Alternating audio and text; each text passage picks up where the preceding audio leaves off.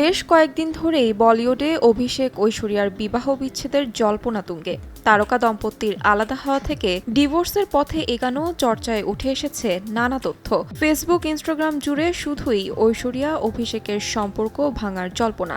নিমরত কৌরের সঙ্গে অভিষেকের সম্পর্কের কারণেই ঐশ্বরিয়ার সঙ্গে ঘর ভেঙে গেছে অভিষেকের, এমনটাই শোনা যাচ্ছিল বিগত কয়েক মাস ধরে। কিন্তু সম্প্রতি এমন একটি দৃশ্য সকলের মাঝে এলো, যা দেখে মনে হচ্ছে এতদিন ধরে যা শোনা গিয়েছে তা সবটাই মিথ্যা। ধীরুভাই আম্বানি স্কুলের ক্রিসমাস অনুষ্ঠানে প্রত্যেক বছরের মতো এবারও অংশগ্রহণ করে অভিয়াসের মেয়ে আরাধ্যা, যেখানে শ্বশুরমশাই অমিতাভ ও স্বামী অভিষেকের সঙ্গে দেখা গিয়েছে ঐশ্বরিয়াকে। বেশ আড্ডার ছলেই ধরা দেন তারা।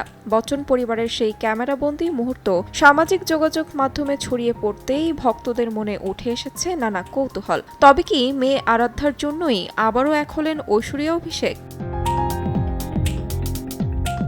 অনুষ্ঠানে অভিষেক ঐশ্বরিয়া একই সঙ্গে কালো পোশাকে হাজির হন।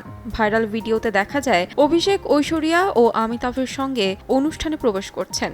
অভিষেকের হাত ধরে হাঁটছেন ঐশ্বরিয়া। অমিতাভ বচ্চনের সঙ্গে বেশ অনেকক্ষণই কথা বলেন প্রাক্তন বিশ্বসুন্দরী।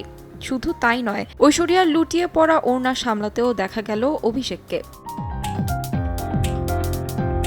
এদিন আরাধ্যার সঙ্গে পারফরমেন্স করে শাহরুখ খানের ছোট ছেলে আবরাম খানও। দুই তারকা পরিবারই অনুষ্ঠানে উপস্থিত ছিলেন। আরাধ্যাকে দেখা গিয়েছে লাল সাদা পোশাকে। নাতনির অভিনয় দেখে মুগ্ধ হন শাহিন শাহ। তবে সবকিছু ছাপিয়ে অভিষেক ঐশ্বরিয়ার একসঙ্গে উপস্থিতি সবার নজর কাড়ে। তাহমিনা তন্নি, সময় সংবাদ।